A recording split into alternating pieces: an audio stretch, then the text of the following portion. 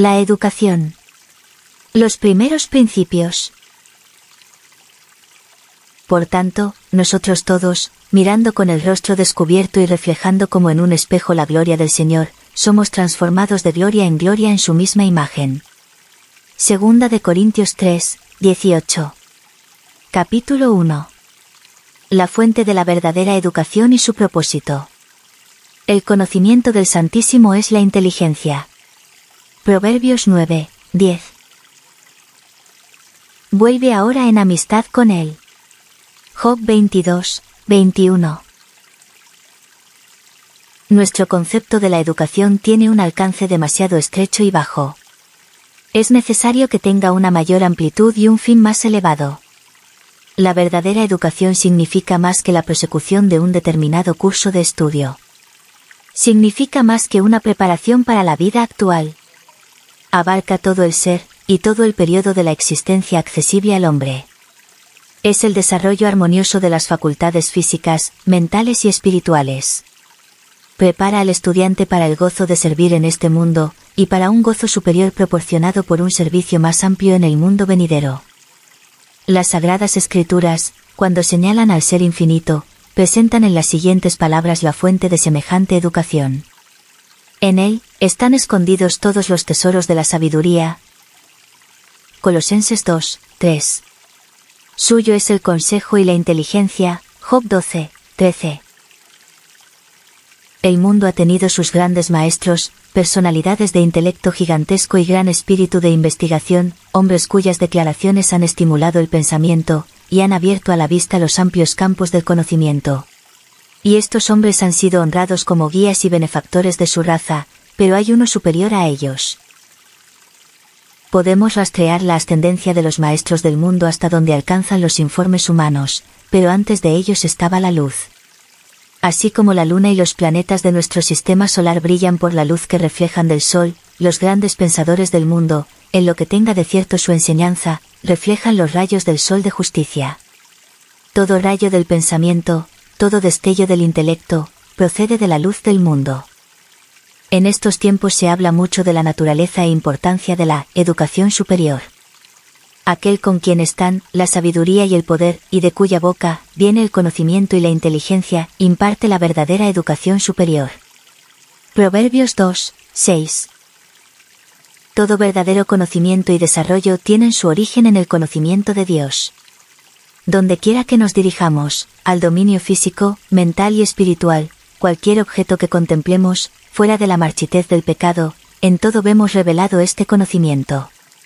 Cualquier ramo de investigación que emprendamos, con el sincero propósito de llegar a la verdad, nos pone en contacto con la inteligencia poderosa e invisible que trabaja en todas las cosas y por medio de ellas. La mente del hombre se pone en comunión con la mente de Dios, lo finito, con lo infinito. El efecto que tiene esta comunión sobre el cuerpo, la mente y el alma, sobrepuja toda estimación. En esta comunión se halla la educación más elevada. Es el método propio que Dios tiene para lograr el desarrollo del ser humano. Vuelve ahora en amistad con Dios, es su mensaje para la humanidad. Job 22, 21. El método presentado en estas palabras fue el que se utilizó en la educación del padre de nuestra especie. Así instruyó Dios a Adán cuando, en la gloria de una virilidad exenta de pecado, habitaba en el sagrado jardín del Edén. A fin de comprender, que abarca la obra de la educación, necesitamos considerar tanto la naturaleza del ser humano como el propósito de Dios al crearlo. Hemos de considerar también el cambio que sufrió la humanidad por la introducción del conocimiento del mal, y el plan de Dios para cumplir, sin embargo, su glorioso propósito en la educación de la especie humana. Cuando Adán salió de las manos del Creador, llevaba en su naturaleza física, mental y espiritual, la semejanza de su Hacedor. Creó Dios al hombre a su imagen, con el propósito de que, cuanto más viviera, más plenamente revelara esa imagen, más plenamente reflejara la gloria del Creador. Génesis 1, 27. Todas sus facultades eran susceptibles de desarrollo, su capacidad y su fortaleza debían aumentar continuamente. Vasta era la esfera que se ofrecía a su actividad, glorioso el campo abierto a su investigación. Los misterios del universo visible, las maravillas del que es perfecto en sabiduría, invitaban al hombre a estudiar. Job 37, 16. Tenía el alto privilegio de relacionarse íntimamente, cara a cara, con su Creador. Si hubiera permanecido leal a Dios, todo esto le hubiera pertenecido para siempre. A través de los siglos eternos, hubiera seguido adquiriendo nuevos tesoros de conocimiento, descubriendo nuevos manantiales de felicidad y obteniendo conceptos cada vez más claros de la sabiduría, el poder y el amor de Dios. Habría cumplido cada vez con más eficacia el objeto de su creación, habría reflejado cada vez más la gloria del Creador. Pero por su desobediencia perdió todo esto. El pecado mancilló y casi borró la semejanza divina. Las facultades físicas del hombre se debilitaron, su capacidad mental disminuyó, su visión espiritual se oscureció. Quedó sujeto a la muerte. No obstante, la especie humana no fue dejada sin esperanza. Con infinito amor y misericordia había sido diseñado el plan de salvación y se le otorgó una vida de prueba. La obra de la redención debía restaurar en el hombre la imagen de su Hacedor, devolverlo a la perfección con que había sido creado, promover el desarrollo del cuerpo, la mente y el alma, a fin de que se llevara a cabo el propósito divino de su creación. Este es el objetivo de la educación, el gran propósito de la vida.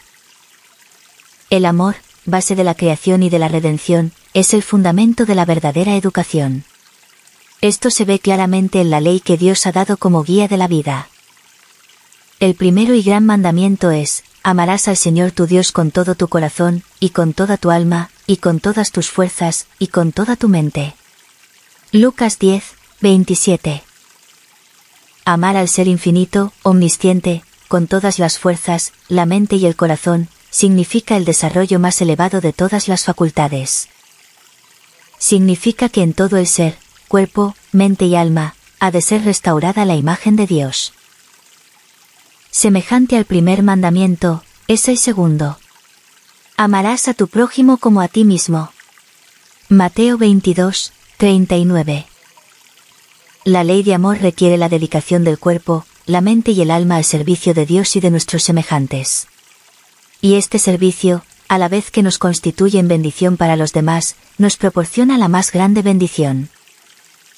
La abnegación es la base de todo verdadero desarrollo. Por medio del servicio abnegado, adquieren su máximo desarrollo todas nuestras facultades. Llegamos a participar cada vez más plenamente de la naturaleza divina. Somos preparados para el cielo, porque lo recibimos en nuestro corazón. Puesto que Dios es la fuente de todo conocimiento verdadero, el principal objetivo de la educación es, según hemos visto, dirigir nuestra mente a la revelación que Él hace de sí mismo. Adán y Eva recibieron conocimiento comunicándose directamente con Dios, y aprendieron de Él por medio de sus obras. Toda la creación, en su perfección original, era una expresión del pensamiento de Dios. Para Adán y Eva, la naturaleza rebosaba de sabiduría divina. Pero por la transgresión, la humanidad fue privada del conocimiento de Dios mediante una comunión directa, y en extenso grado del que obtenía por medio de sus obras. La tierra, arruinada y contaminada por el pecado, refleja oscuramente la gloria del Creador. Es cierto que sus lecciones objetivas no han desaparecido. En cada página del gran volumen de sus obras creadas se puede notar la escritura de su mano. La naturaleza todavía habla de su Creador. Sin embargo, estas revelaciones son parciales e imperfectas. Y en nuestro estado caído, con las facultades debilitadas y la visión limitada, somos incapaces de interpretarlas correctamente. Necesitamos la revelación más plena que Dios nos ha dado de sí en su palabra escrita. Las Sagradas Escrituras son la norma perfecta de la verdad y como tales, se les debería dar el primer lugar en la educación. Para obtener una educación digna de tal nombre, debemos recibir un conocimiento de Dios, el Creador, y de Cristo, el Redentor, según están revelados en la Sagrada Palabra. Todo ser humano, creado a la imagen de Dios, está dotado de una facultad semejante a la del Creador. La individualidad, la facultad de pensar y hacer.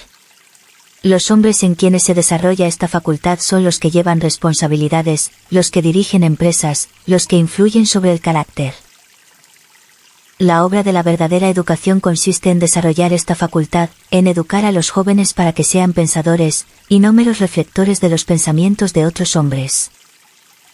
En vez de restringir su estudio a lo que los hombres han dicho o escrito, los estudiantes tienen que ser dirigidos a las fuentes de la verdad, a los vastos campos abiertos a la investigación en la naturaleza y en la revelación. Contemplen las grandes realidades del deber y del destino y la mente se expandirá y se robustecerá. En vez de jóvenes educados, pero débiles, las instituciones del saber deben producir jóvenes fuertes para pensar y obrar, jóvenes que sean amos y no esclavos de las circunstancias, jóvenes que posean amplitud de mente, claridad de pensamiento y valor para defender sus convicciones. Semejante educación provee algo más que una disciplina mental, provee algo más que una preparación física. Fortalece el carácter, de modo que no se sacrifiquen la verdad y la justicia al deseo egoísta o a la ambición mundana. Fortalece la mente para su lucha contra el mal. En vez de que una pasión dominante llegue a ser un poder destructor, se amoldan cada motivo y deseo a los grandes principios de la justicia. Al espaciarse en la perfección del carácter de Dios, la mente se renueva y el alma vuelve a crearse a su imagen. ¿Qué educación puede superar a esta? ¿Qué puede igualar su valor? No se dará a cambio de oro ni su precio será a peso de plata. No puede ser pagada con oro de Ofir, con ónice precioso ni con zafiro. No se le pueden comparar el oro ni el diamante, ni se la cambiará por alhajas de oro fino. ¿Y qué decir del coral o de las perlas? La sabiduría vale más que las piedras preciosas. Job 28, 15 al 18. El ideal que Dios tiene para sus hijos está por encima del alcance del más elevado pensamiento humano. La meta a alcanzar es la piedad, la semejanza a Dios. Ante el estudiante se abre un camino de progreso continuo. Tiene que alcanzar un objetivo, lograr una norma que incluye todo lo bueno, lo puro y lo noble. Progresará tan rápidamente e irá tan lejos como le sea posible en todos los ramos del verdadero conocimiento. Pero sus esfuerzos se dirigirán a fines mucho más elevados que el mero egoísmo y los intereses temporales, cuanto son más altos los cielos que la tierra. El que coopera con el propósito divino, para impartir a los jóvenes un conocimiento de Dios, y modelar el carácter en armonía con el suyo, participa en una obra noble y elevada. Al despertar el deseo de alcanzar el ideal de Dios, presenta una educación tan elevada como el cielo, y tan amplia como el universo, una educación que no se puede completar en esta vida, sino que continuará en la venidera, una educación que asegura al estudiante de éxito, su pasaporte de la escuela preparatoria de la tierra, a la superior, la celestial.